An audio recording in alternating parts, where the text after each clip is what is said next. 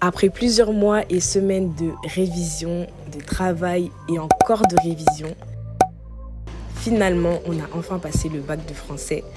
Et aujourd'hui, je vais vous partager quels sont mes résultats. Donc ça y est, j'ai eu mes résultats du bac de français et comment ça s'est passé pour moi. C'est là où vraiment toute l'assurance que j'avais s'est tombée à l'eau, vraiment. Hello, j'espère que vous allez bien par la grâce de Dieu. Moi, ça va très bien. Aujourd'hui, on se retrouve pour une nouvelle vidéo. Et cette vidéo-là, je vais vous partager mes résultats du bac de français. J'ai trop hâte de vous partager ça et de vous raconter un peu aussi comment ça s'est passé pour moi. Et pour ceux qui ne connaissent pas, qu'est-ce que c'est la nouvelle réforme, je vais vous expliquer en vite fait. Mais vraiment, je sais que mon explication, elle sera grave ghetto. Mais juste pour vous mettre dans le contexte. Du coup, c'est parti. Dans la nouvelle réforme, le bac se fait en 2 ans. La première partie en première et la deuxième partie en terminale. Et en première, on commence à faire certaines épreuves, notamment celle de français. En français, on est évalué à l'écrit et à l'oral. Et du coup, à l'écrit, tu as le choix entre soit la dissertation ou le commentaire de texte. La dissertation, bon, moi, j'ai pas choisi la dissertation, du coup, je ne connais pas trop. Mais en gros, sur l'une des 3 œuvres étudiées, on te posera une question et tu devras rédiger un développement, introduction, tout ça là. En tout cas, un machin comme ça. C'est un truc comme ça. Maintenant, le commentaire, c'est qu'on te donne un texte au hasard que tu ne connais pas et tu dois faire l'introduction, la contextualisation, tu dois faire la problématique, le développement, la conclusion, l'ouverture si c'est possible et voilà, donc c'est juste tu fais un commentaire. Donc c'est un peu ça. À l'oral, normalement, initialement, on a 20 textes qu'on étudie pendant toute l'année. On étudie les auteurs de ces textes, la contextualisation et l'analyse linéaire de ces 20 textes-là. Mais maintenant, à cause du Covid, nous, on en a eu 16. Et du coup, on a étudié ces 16 textes-là durant toute l'année. Et le jour de l'oral, l'examinateur en pioche un des 20. Tu dois faire l'analyse linéaire dessus. Et la deuxième partie de l'oral, c'est que tu présentes un livre que tu as choisi toi-même et que tu es censé avoir lu. Et on te pose des questions dessus. Voilà, mon explication du ghetto. Je suis sûre que vous avez compris un peu. Donc pour moi, comment ça s'est passé? À l'écrit, ça s'est très bien passé. Par la grâce de Dieu, moi, ça allait. Je m'appuyais vraiment beaucoup sur les révisions que j'avais faites au bac blanc. Dans le mois de mai, on a eu un bac blanc. Et au bac blanc écrit, j'avais eu 14. Mon introduction et ma conclusion étaient grave ghetto. Genre vraiment, c'était vite fait et tout. J'avais même pas pu faire d'ouverture. Et là, j'avais eu 14. Je m'étais vraiment basée beaucoup sur mon développement. Là, cette fois-ci, j'ai pris le temps. Je n'ai pas eu de maux de tête, j'ai pas eu de stress et tout. Du coup, ça s'est très bien passé. Je vous dis ça comme ça, mais la veille, j'avais vraiment révisé. J'avais révisé toute la nuit. J'avais beaucoup prié, fallait voir.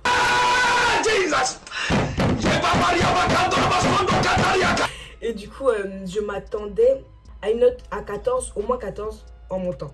Mais maintenant, le jour des résultats, Constance, ma soeur jumelle, elle s'appelle Constance. Elle est dans la même classe que moi et tout. Elle a eu ses résultats et elle a eu 14. Et j'ai d'autres personnes que je connais, ils ont eu 13 et tout. Et c'est des personnes qui travaillent, qui fournissent un travail et tout. Ils ont travaillé durant tout le long de l'année. Je me suis dit, ah, s'ils ont eu 14, c'est que les examinateurs, ils ont vraiment jugé sévère et tout. Du coup, je me suis dit, bon, je pense que j'aurai 13 comme ça. J'espère avoir au moins 13. Quand même, ça m'a fait un peu, pas peur, mais ça m'a fait paniquer parce que je me suis dit, si à l'écrit, j'ai eu 13, l'oral, j'ai eu combien? Parce que normalement, à l'oral, tu es censé savoir mieux qu'à l'écrit. Mais moi, mon oral, fallait voir. Ghetto. Une dinguerie. J'ai trop de choses à dire sur cet oral. Je sais même pas par où commencer.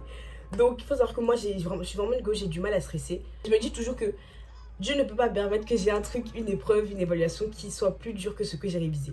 Et si même j'ai un truc qui est plus dur que ce que j'ai révisé, ben c'est la vie et j'apprendrai de ça, tu vois. Donc je suis toujours dans ce mood-là. Et du coup, même quand j'ai révisé, j'étais un peu dans ce mood-là.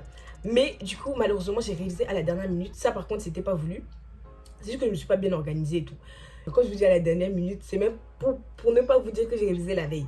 Mais sachant qu'on avait fait un bac blanc oral aussi, donc j'avais certaines connaissances sur lesquelles je m'appuyais. Mais vraiment, ma révision bancale, vraiment une révision ghetto. Et la veille, tu peux être une go qui fait des rêves et tout.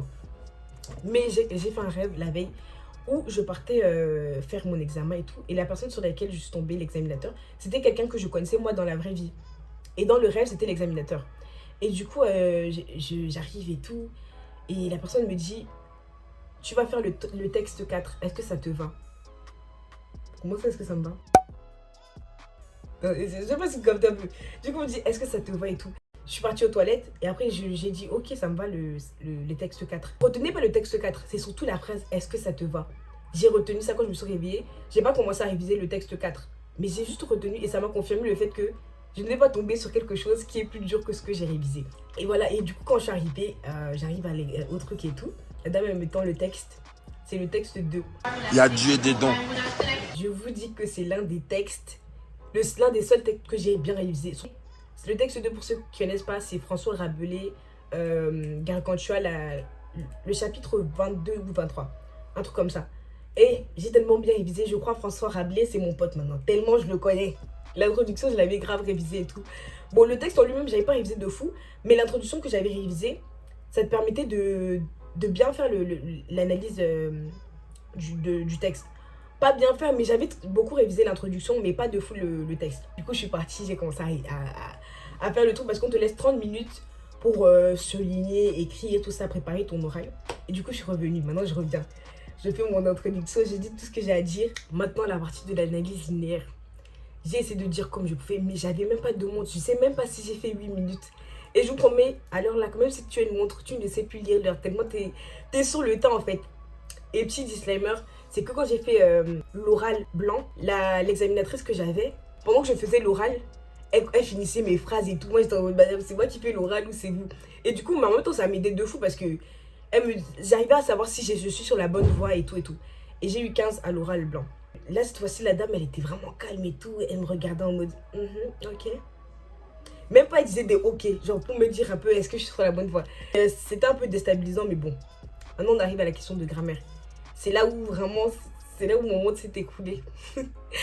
Vraiment, toute l'assurance que j'avais, c'est tombé à l'eau, vraiment. Et c'était une question sur la négation. Et à ce moment-là, je ne savais plus si négation partielle, ça existait. Du coup, j'ai mélangé un truc là, j'ai mélangé le français, je ne sais même pas ce que je lui ai dit. Mais je devais dire négation partielle, mais je n'étais pas sûre. Du coup, j'étais en mode, je sais pas trop si ce que je vais dire, c'est vrai. En plus, je lui ai dit, j'ai dit, je sais pas trop. Tu vois, quand tu as un élève comme ça qui hésite, c'est sûr, tu te dis, elle a pas révisé. Alors que je voulais dire négation partielle, mais j'étais pas sûre. Bref, à ce moment-là, comment vous dire, elle m'a dit, bon, on va s'arrêter là. Hein. Je ne sais pas si vous vous rendez compte. Durant toute mon analyse, elle ne disait rien. Et juste quand je vais... En fait, j'étais tellement dans l'embrouille, machin, qu'elle m'a dit, bon, on va s'arrêter là. Hein, parce que, bon, genre, c'est vraiment en mode biscuit. Genre, en mode, ça se voit depuis, tu t'en mêles les pinceaux, c'est mieux qu'on s'arrête là. Et ça m'a cassé. J'étais en mode, waouh, dinguerie. Mais bon, on relève la tête, on continue. Du coup, on passe à la deuxième partie, l'oral, la partie où je présente mon œuvre. Là-bas aussi, j'ai mélangé le français comme ça. Même quand je ne comprenais pas ces questions, j'essayais de faire comme si je comprenais les questions. Parce que c'est ça le but, faire croire. Du coup, j'ai mélangé et voilà, ça donne ce que ça a donné. Maintenant, je vous laisse avec les résultats. C'est parti. Hello, donc ça y est, j'ai eu mes résultats du bac de français. Je suis trop contente. J'ai eu 16 à l'écrit, là où je pensais que j'allais avoir 14 comme ça.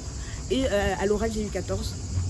Donc ça me fait un total de 15 au total pour le bac de français. Je suis trop contente. Et belle maman. Voilà les résultats. Je suis très contente. Je suis fière de nous. Je suis reconnaissante parce que je sais que c'est pas parce que je suis une meilleure élève que quelqu'un d'autre. Je suis grave reconnaissante. Peu importe la note que vous avez eue, faut pas vous dire que la note définit qui vous êtes. Même si vous avez une mauvaise note, ça veut pas dire que vous êtes mauvais, dans la vie et tout. Même si vous avez une bonne note, ça ne veut pas dire que vous êtes meilleur que les autres. Ça va dans les deux sens. Mais il faut que vous puissiez arriver à être fier de vous. Et si vous n'êtes pas fier de vous, dites-vous que la prochaine fois, vous ferez mieux. Mais il faut vraiment pas se dire que le bac de français et l'école en général, c'est une finalité. En tout cas, j'ai beaucoup parlé là. J'espère que cette vidéo vous a plu. N'hésitez pas à me suivre sur Instagram. N'hésitez pas à laisser un commentaire aussi. Et à me dire ce que vous avez eu. Et partagez la vidéo. Et je vous fais plein de bisous. On se retrouve la semaine prochaine. Bye bye. Les gars, on a eu 15 et 16 au bac de français. Je suis trop contente. C'est une dinguerie.